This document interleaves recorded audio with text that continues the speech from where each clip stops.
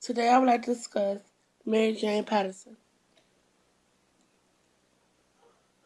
Mary was born September 12, 1840 in Raleigh, North Carolina.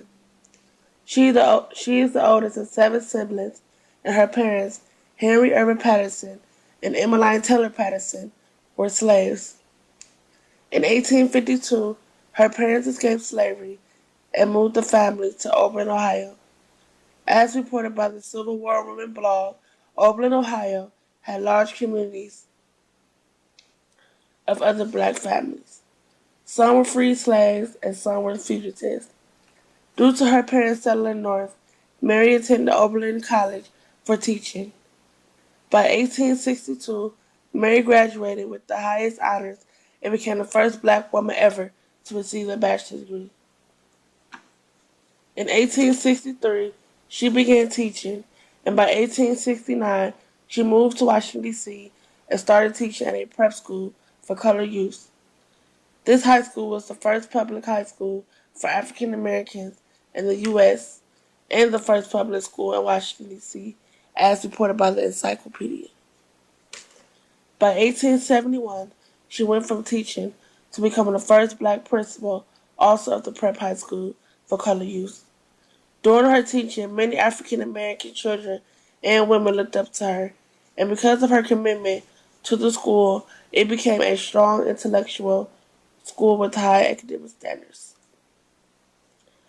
Before she resigned from teaching in 1894, it was also reported by Civil War Women blog that Mary devoted time and money alongside with other black women into the Colored Women's League of Washington, D.C.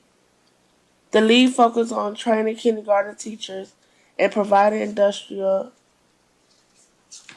homemaking skills for working class women. It later became the National Association of Colored Women. The association offers scholarship programs, college education programs, and AIDS awareness and prevention programs, and so on. Mary Jane Patterson died September 24th, 1894, at the age of 54. She never married or had children of her own. Three of her other siblings followed her footsteps and also became teachers. Her home is now included in the Washington African American Heritage Trail. And the prep school high school for colored youth was later named the Dunbar High School after the first black poet, Paul Laurence Dunbar. Her colleague, Mary Church Terrell, quoted, "Patterson was a woman with a strong, forceful personality and showed tremendous power for good in establishing high intellectual standards. In the public schools, thoroughness was one of Miss Patterson's most striking characteristics as a teacher. She was quick, alert, vivacious as a worker." In conclusion, although she is not a well-known figure in the black history, Mary Jane Patterson was a pioneer in black education and paved the way for other African American female educators, including myself. Her achievement as a leading black educator influenced generations of black students.